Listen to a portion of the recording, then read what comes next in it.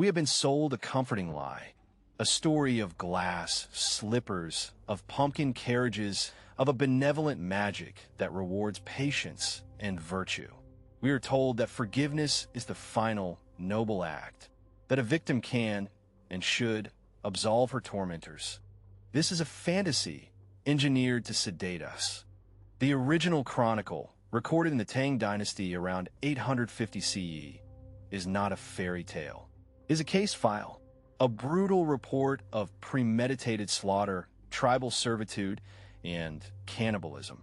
The archives do not whisper of fairy godmothers. They scream of a stepmother who is not merely cruel, but a cold, calculating predator. They document the moment she conceals a dagger in her sleeve, the glint of steel before it plunges into the flesh of a 10-foot golden fish, the girl's only companion, her guardian spirit. The primary source does not offer a magical transformation. It offers a forensic inventory, the skinning of the creature, the cooking of its meat, the consumption of its body, and the final contemptuous act of burying its bones deep within a dung heap. There is no forgiveness here. The narrative concludes not with a wedding, but with an execution. The antagonists are not redeemed. They are obliterated by a volley of flying stones, a punishment so violent it crushes bone into dust. This is the story of Ye Xian. And to understand the crime, you must first understand the crime scene. Forget the polished floors of a European castle. The true stage for this horror was the Lingnan region of the 9th century. A world not of fantasy, but of filth and fever. A place the imperial court considered a pestilential death trap, riddled with what they called the miasmas of the far south. This was a biological war zone. Epidemics of nubing, a malaria-like plague, swept through the tribes, a searing heat that left, by some accounts, only one survivor in 100. Life was not precious. It was precarious, a fleeting anomaly in a world geared for extinction. The air itself was an enemy. It carried disease. It carried the suffocating humidity of the jungle. And it carried the pervasive, inescapable stench of night soil. This was not just waste. It was the currency of the wealthy, collected and traded by sanitation lords, a constant, foul reminder of the primitive world they inhabited. For an orphan like Ye Xian, home was not a house. It was a shidong, a cave dwelling, a damp, suffocating darkness carved into the earth, where the hierarchy was as rigid and unforgiving as the stone walls. Here, she was not family. She was property, an asset to be exploited until she broke. Her labor was a death sentence, delivered in installments. She was sent to collect water from dangerous deep wells, where a single slip meant a silent, lonely death. She was forced to gather firewood from precipitous cliffs, her hands gripping rough bark, her feet searching for purchase on ledges designed to crumble. This environment was not a backdrop. It was an active participant in her suffering. It was a system of starvation, disease, and calculated risk. A pressure cooker where human life had been devalued to the point of disposability. In such a world, cruelty is not an emotion. It is a survival strategy. We do not profile a monster. We profile a predator operating within a collapsing ecosystem. The entity identified as Stepmother Jin is not an archetype of evil. She is a case study in status anxiety and resource scarcity. Her file reads as a displaced tribal elite, a woman whose social and economic value was intrinsically tied to her previous marriage. Widowhood, in this context, is not a state of grief. It is a terminal diagnosis of social and financial obsolescence. Her cruelty is not emotional. It is tactical. It is a meticulously executed campaign to neutralize a threat to her genetic legacy. The subject, Ye Xian, is not a stepdaughter. She is a competing organism occupying a valuable niche in a resource-poor environment. Jin's two biological daughters are her only viable assets, her only path to reestablishing a foothold in the rigid social hierarchy of 9th century Southern Tang. Every calorie consumed by Ye Xian, every inch of space she occupies, is a direct debit from their potential. The predator's methodology is precise. It begins with psychological attrition, the constant labor, the social isolation, the deprivation. These are not punishments. They are tools to induce a state of learned helplessness, to degrade the subject's will to compete. This is a standard technique in territorial disputes across species. Weaken the rival before the kill. The assassination of the fish is the pivotal event. We must disregard the mythology of a golden spirit. The asset was a large specimen of Carassius auratus, a golden carp, in the terraced, protein-scarce environment of Guangxi. Such an animal was not a pet. It was a significant source of lipids and protein, a living treasure. For Ye Xian, a malnourished adolescent, it was also an emotional surrogate, the last repository for her attachment and hope. Jin's actions here are forensically clear. This was not a spontaneous act of rage. The use of a concealed dagger indicates premeditation. The strike, as described, was efficient. A single, deep incision, likely below the dorsal fin, targeting the aortic arch to induce massive, rapid hemorrhage. This is not the work of a frustrated domestic. It is the work of an individual familiar with the mechanics of a killing blow. The subsequent cooking and serving of the flesh to Ye Xian is a masterstroke of psychological warfare. It is a ritual of dominance, forcing the victim to metabolize her own hope, to incorporate the death of her only ally into her own cells. It is an act of symbolic cannibalism designed to induce a profound and permanent state of despair. This is the core of the predator's pathology. It is a form of narcissistic survivalism, where only the self and its direct extensions, her biological children, are perceived as real. All other entities are either tools or obstacles. Ye Xian was an obstacle. The fish was a tool to break her. The entire operation was a cold, rational, and brutally effective strategy to secure dwindling resources for her own lineage. There is no malice here in the human sense. There is only the chilling, amoral logic of survival. To Jin, Ye Xian was not a child to be hated. She was a variable to be eliminated. Now, we move from the perpetrator's intent to the mechanics of the event itself. We leave the mind and enter the morgue. We must strip away the layers of folklore and examine the physical evidence. The magic in this story is a trauma response, a cognitive misinterpretation of brutal physics. The wish-granting bones are the first exhibit. They are not a supernatural artifact. They are the calcified remains of the carp, primarily calcium phosphate and hydroxyapatite. To a mind starved of nutrition and affection, a mind subjected to relentless psychological abuse, these bones become a focal point for magical thinking. This is a documented survival mechanism. In the absence of external agency, the human brain will create its own, projecting intent and power onto inanimate objects. The wishes granted were not miracles. They were the desperate, frantic projections of a traumatized child attempting to exert some control over an environment designed to destroy her. The bones did not have power.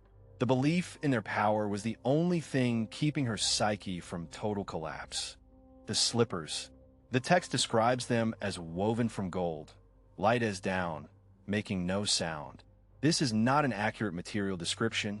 It is a sensory memory filtered through awe and desire.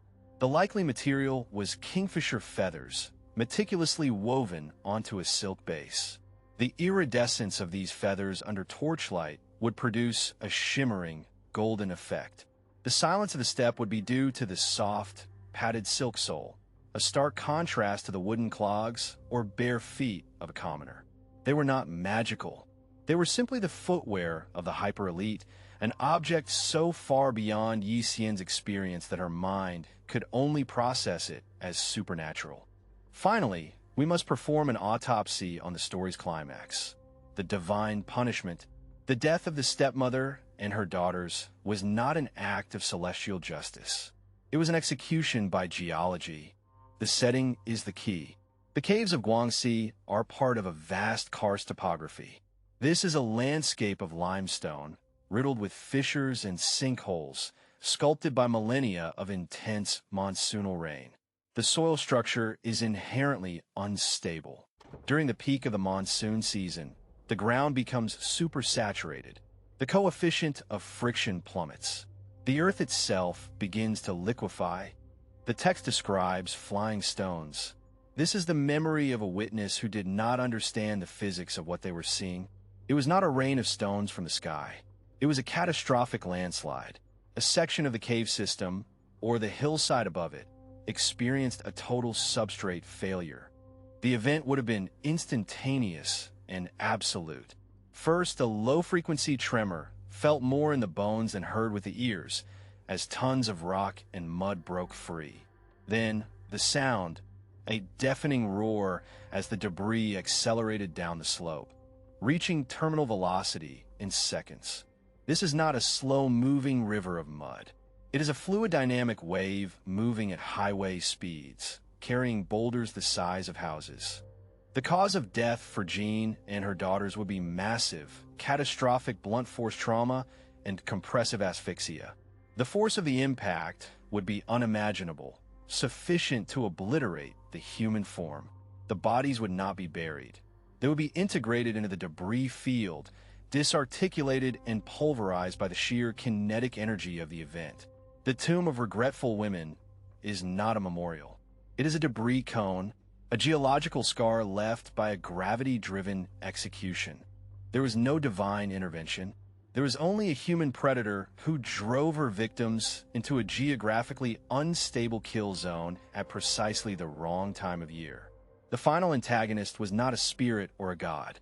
It was the indifferent mechanical application of pressure, friction, and gravity. The story of Ye Xian is not a fairy tale. It is a forensic report detailing how a calculated act of human cruelty placed its perpetrators directly in the path of an indifferent and far more powerful predator, the planet itself. To understand the end, you must first accept its beginning was not an accident. It was a calculation. The timeline of this collapse is not a series of unfortunate events. It is a chain of causation forged in the cold calculus of survival. The death of Chieftain Wu from the plague was not the first domino. It was merely the removal of the final restraint. In the first month following his death, the abuse of Ye Xian began. It was not the chaotic rage of grief, but a methodical, systematic dismantling of her status. She was moved from the heart of the home to its periphery, from daughter to slave. This was a strategic repositioning, designed to erase her claim to her father's legacy. The breaking point arrived in the third month. Ye Xian, starved of affection and food, found solace in the golden-eyed fish, a creature that was a direct link to her ancestral spirit, a source of nourishment outside the stepmother's control. It was a locus of defiance, a symbol that she could not be completely broken, and for that reason, it had to be destroyed. In the fourth month, the stepmother executed her sentence. The act was not merely killing. It was a ritual of domination. The fish was stabbed, its bones stripped and buried like a dirty secret. Its flesh was cooked and consumed. This was the point of no return. By eating the last remnant of Ye Xian's hope, the stepmother declared a war from which only one side could walk away. The violence was now inevitable. It was simply a matter of when. The New Year festival was the final stage. Ye Xian's appearance in the silk gown and golden slippers was not a plea for acceptance. It was an act of rebellion, funded by the ghost of the creature her family had devoured. The loss of the slipper was not a fairy tale accident. It was the piece of evidence that would bring the external world, the power of the king, crashing down upon their isolated tyranny. And here, the modern mind inserts its fantasy. A wedding, forgiveness, a quiet, grudging acceptance of the new order. We tell ourselves this story because we are desperate to believe that cruelty can be redeemed, that the wounds of the past can be healed by the triumphs of the present. But the 9th century text is not a fantasy. It is a field report. It offers no such comfort. The original chronicle confirms that after the king found Ye Xian, he did not offer her family mercy. He did not banish them. The text is brutally specific. The stepmother and her daughter were taken to a place of execution and killed in an avalanche of flying stones. Their bodies were not given a proper burial. They were discarded in a pit, a mass grave. And over this grave, a marker was placed, giving it a name that would echo through the generations as a permanent warning. It was called the Tomb of the Regretful Women. Not regret for their cruelty, but the regret of the vanquished, the regret of being caught. Their tomb was not a place of mourning. It was an instrument of state terror, a monument to the price of failure. This is the truth we have so carefully edited from our children's books. We hide it because it reveals the engine that truly drives history when the veneer of civilization is stripped away by scarcity and disease. In a world defined by the constant threat of extinction, justice is not poetic. It is kinetic. It is not a balanced scale. It is a landslide that crushes everything in its path. This story does not teach us that goodness will be rewarded. It teaches us that survival demands the literal and absolute annihilation of one's enemies. It is a chilling testament to the fact that the only true legacy of familial envy is not a lesson learned, but a shallow grave beneath a pile of rocks, and a name that exists only to frighten others into submission. Survival is not the story of the righteous. It is the story of the one who throws the last stone.